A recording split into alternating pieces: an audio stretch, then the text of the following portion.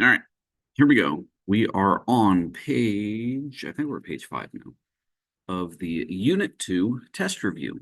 So, just proofs from here on out. Now, on this one, we are given angle 5 is congruent to angle 6, and we are given line RS is congruent to segment in P. So, as kind of a visual aid to the reader or to the grader, aka me, um, why don't we put some arrows in there to indicate that those are in fact parallel, right?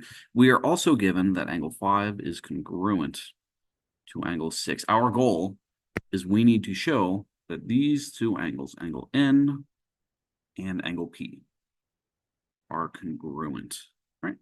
So that is our end goal. So let's see if we can do that. Step 1, write down your given information. All right, we have two pieces of given information, so that's useful. Angle 5 is congruent to angle 6. And RS, line RS, is parallel to segment NP. All right, that's all given information. All right, now, from here, what can we say? Well, we're going to have to use some of those properties that we have come to know and love. Let's see here. These two angles. What is going on with those two angles? Are they parallel? Are the angles parallel? Are the angles congruent? There we go. Are the angles congruent or are they supplementary? Well, if we look at these two angles, they are in fact congruent. We know they're congruent because they are alternate interior angles.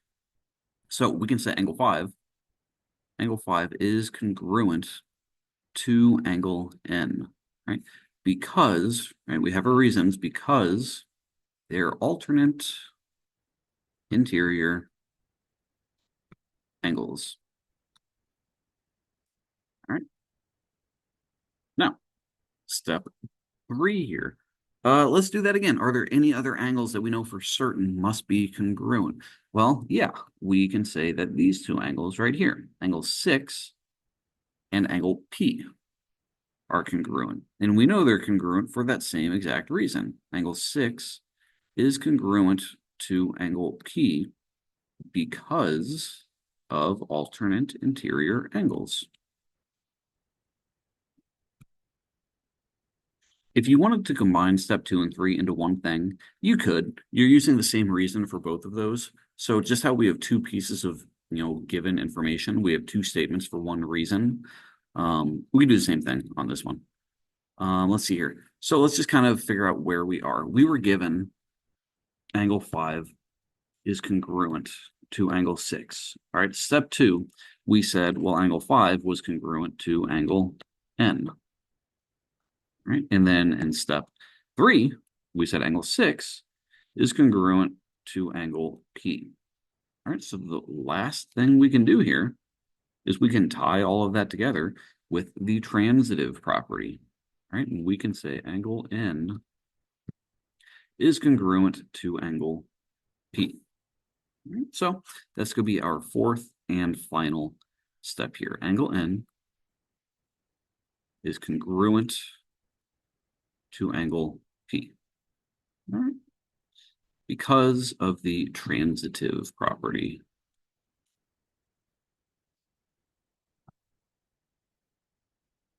Right. You could say a substitution. I looked up how to spell substitution, so I know we're good. I messed up on the last one, but that's okay. So this is the transitive property. If you want to think about it, the transitive property is like a series of substitutions. We could substitute N for 5, and then substitute N for 6, and then substitute N for P, right? Or we can just use the transitive property to kind of do it all at once, right? So that one is finished. Are there any other ways to do this one? I don't think so.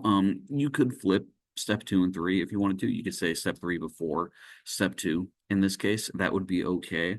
But you cannot say step 4 before stating those other two things. All right, so that one is done. Now, the next one. There are so many ways to do this problem. Okay, so if you are watching these videos after, doing your own homework and you got something different, that does not mean you're wrong. So I'll do this two times. I'll do this proof two different ways. But if you do it another way, I'm sure it's perfect. All right, so we have all of our given information.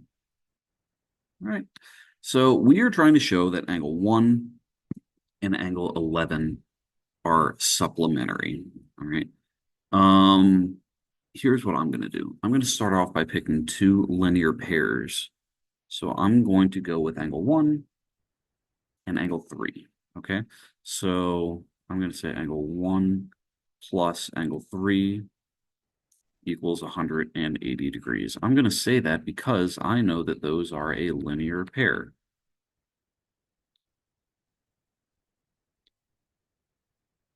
All right. Now, step 3. I have to work my way down. I have to kind of show that angle 3 is congruent to angle 11. So I'm going to go from 3, I'm going to jump down to 7. All right, how can I do that? Well, I can do that because those are corresponding angles.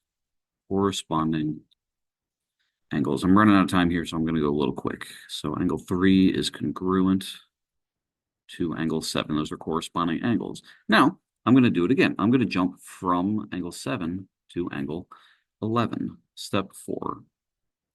Angle 7 is congruent to angle 11. Those are corresponding angles.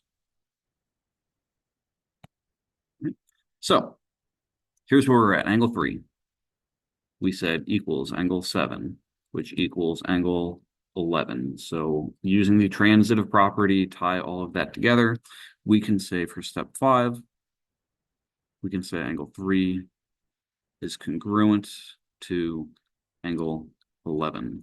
All right, that is the transitive property.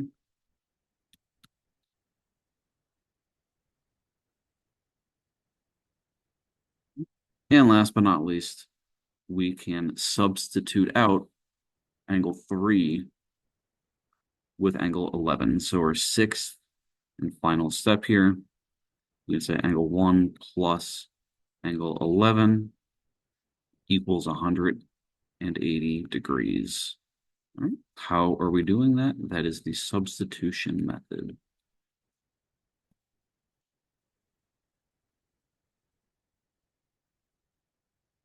And there we have it.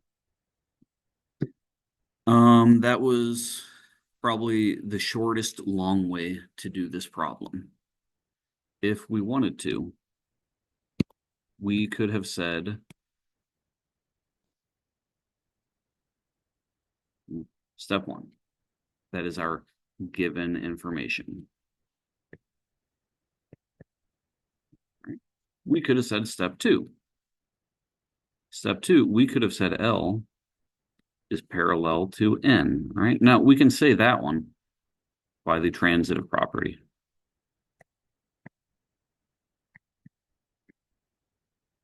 So since L and N are parallel, just completely ignore that middle line. And then you could do the same thing. You could say angle 1 plus angle 3 is 180, and then go from angle 3 straight to angle 11 because those are corresponding, and then substitute them out. Or better yet, we could do this in 3 steps. All right, the last step, we can say angle 1 plus angle 11 equals 180 degrees. All right, now why is that? If we are, good at remembering all of our theorems, I know we've had a lot of theorems here, but if you can remember them, they can save you a lot of time. What pair are angle 1 and 11? Angle 1 and 11 are same side exterior angles. We haven't used that one too often. All right, but we are allowed to use it because we have it. Same side exterior. We know same side exterior angles are supplementary, right? So therefore, angle 1 plus angle 11 must equal 180. All right, so that's probably the most efficient way you could have done that proof. But like I said, There's a million different ways to do this thing if you wanted to. All right. So if what you did is slightly different, I'm sure that's okay.